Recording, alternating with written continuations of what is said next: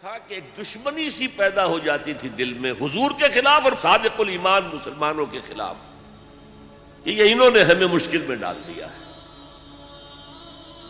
ہم ایمان لائے تھے، ہمیں کیا پتا تھا کہ ایمان کے تقاضے یہ ہوں گے؟ ہم سمجھے تھے بس ایک عقیدہ ہے، بدل لیا، اللہ خیر صلی اللہ۔ یہ تقاضے تو بڑے بھاری ہیں، ان کو پورا کرنا تو آسان نہیں ہے۔ وہ جو اقبال کہتا ہے تو بچا بچا کے نہ رکھ اسے، تیرا آئینہ ہے وہ آئینہ کہ شکستہ ہو تو عزیز تر ہے نگاہ آئینہ ساز میں۔ جان اور مال بچاؤ نہیں، خرچ کرو۔ آئینہ ٹوٹا ہوا کس کو پسند آتا ہے؟ اللہ کو تو تمہاری ٹوٹی ہوئی لاش زیادہ پسند ہے بنسبت تمہارے زندہ وجود کے۔ حضرت حمزہ کی لاش جب آئی تھی حضور کی نگاہوں کے سامنے، ناک کٹی ہوئی ہے، کان کٹے ہوئے ہیں، پیٹ چاک کر کے کلیجہ چبایا گیا ہے، اللہ کی نگاہ میں اس کٹے پھٹے جسم کی جو قدر ہوگی اس کا ہم اندازہ نہیں کر سکتے۔ تو بچا بچا کے نہ رکھ اسے، تیرا آئینہ ہے وہ آئینہ کہ شکستہ ہو تو عزیز تر ہے نگاہ آئینہ ساز میں۔ آئینہ ساز اللہ ہے۔ تو ایک تو دشمنی ہو جاتی تھی رسول سے، اور اس میں ایک خاص واقعہ میں آپ کو بتا دوں۔ حضور نے مدینہ تشریف آوری کے 6 مہینے کے بعد 7ویں مہینے سے چھوٹے چھوٹے چھاپا مار دستے بھیجنے شروع کر دیے to threaten the life line of Mecca. مکے کی جو ساری معیشت تھی وہ تجارت پر تھی، اور اگر آپ تاریخی حیثیت سے جاننا چاہیں کہ یہ لنک بن گئے تھے trade between east and west. دیکھیے جب تک نہر سویز نہیں تھی تو مشرق و مغرب کے درمیان سمندری راستہ تو کوئی نہیں تھا۔ ابھی 1498 جب آئے گا، کوئی 1000 برس کے بعد، تب وہ راستہ جو ہے ملے گا انسان کو کہ round the Cape of Good Hope, افریقہ کی جنوب تک جا کے پھر جاؤ تو مشرق کا راستہ کھلا ہے۔ تو ہوتا کیا تھا، یورپ سے سامان تجارت آیا اور شام کے ساحل پر اتر گیا۔ ادھر ایسٹ انڈیز سے جاوا، سماٹرا، ہندوستان، چائنا، ادھر سے مال آیا سمندر کے راستے سے اور یمن کے ساحل پر اتر گیا۔ And between these 2 points caravans of the Quraysh, they were going to and fro۔ جنوب میں گئے، سردیوں کے زمانے میں وہ جاتے تھے جنوب میں، گرمی کم ہوتی تھی یمن کی طرف، وہاں سے مال اٹھایا اور چلے اب شام تک پہنچ کر شام کے ساحل پر پہنچا دیا۔ وہاں سے شام کا ساحل یورپ کا آیا ہوا سامان اٹھایا اور وہ لا کے سیدھا جنوب میں، سیدھا راستہ تھا، بالکل سیدھا، اسٹریٹ ٹو دی نارتھ، اور وہ جو ہے آ کر یمن پہ اتار دیا۔ یمن سے پھر مشرقی ممالک کے تاجر وہ خریدیں گے اور لے جائیں گے کشتیوں کے ذریعے سے، شام سے یورپ کے تاجر وہ جو ہے وہ خریدیں گے اور لے جائیں گے۔ تو یہ کنیکشن بن گئے تھے between the trade between east and west, اور ان کو یہ سہولت حاصل تھی، پروٹیکشن حاصل تھی کہ کوئی بھی قبیلہ عرب کا ان کے کیروانز کے اوپر حملہ نہیں کر سکتا تھا، because they were the custodians of Kaaba, اور تمام قبیلوں کے بت کعبے میں رکھے ہوئے تھے، as if they were hostages with them. کوئی قبیلہ ان کے خلاف جارحیت کرے گا تو وہ اس کے بت کی گردن مروڑ کر باہر پھینکیں گے۔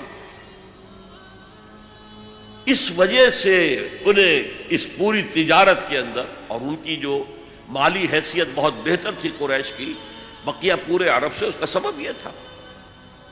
اب حضور نے کیا کیا؟ اسے تھریٹن کیا، we are very much here now, this can be called the economic blockade of Mecca. یہ تھا پھر جس کے نتیجے میں، اچھا اس وقت تک قرآن مجید میں قتال کا حکم نہیں آیا تھا، یہ حضور کی اپنی تدبیر تھی، اپنا اجتہاد تھا۔ تو وہ کہتے ہیں دیکھو جی ابھی قرآن میں تو حکم آیا نہیں، یہ تو کچھ ایڈونچرس آدمی معلوم ہوتے ہیں، ایمبیشس آدمی معلوم ہوتے ہیں، انہوں نے ہمیں مصیبت میں ڈال دیا۔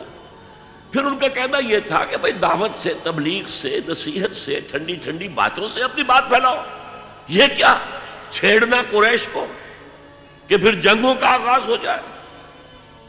اندر تو تھی اپنی بزدلی، لیکن اس کے اوپر ردے چڑھ رہے تھے فلسفے کے.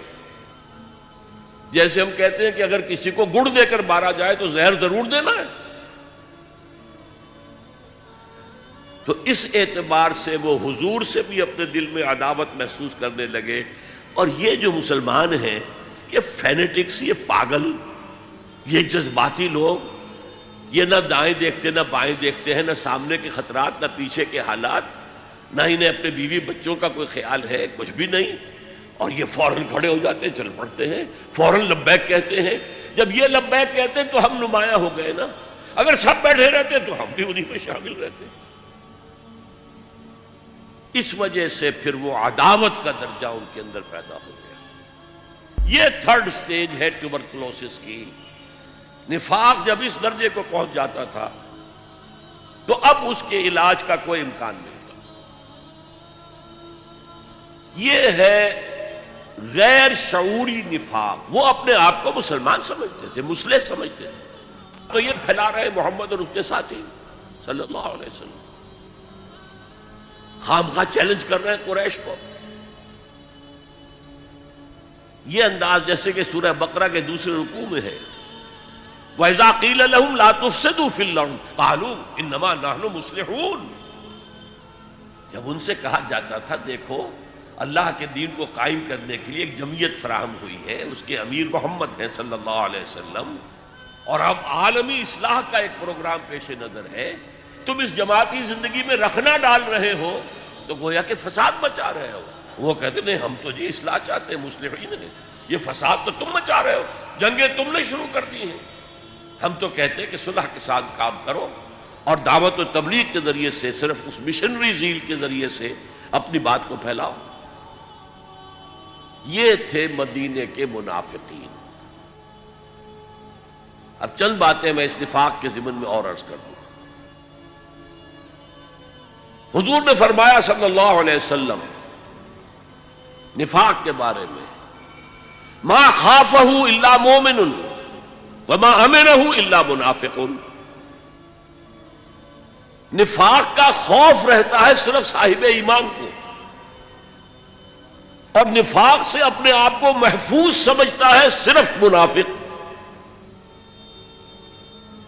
صاحب ایمان تو ہمیشہ اس فکر میں رہتے تھے ہم سے کوئی کمزوری ظاہر نہ ہو جائے، مال اور اولاد کی محبت کہیں ہمارے قدم نہ روک لے، کہیں اللہ کے ہاں ہمارا شمار منافقین میں نہ ہو جائے.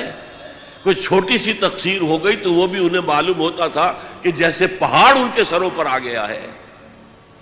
حضور نے فرمایا کچھ لوگ ایسے ہوتے ہیں کہ اگر گناہ کر بیٹھتے ہیں تو ایسے محسوس کرتے ہیں کہ پہاڑ تلے آ گئے، اتنا بوجھ، اتنا احساس کے اوپر ثقل.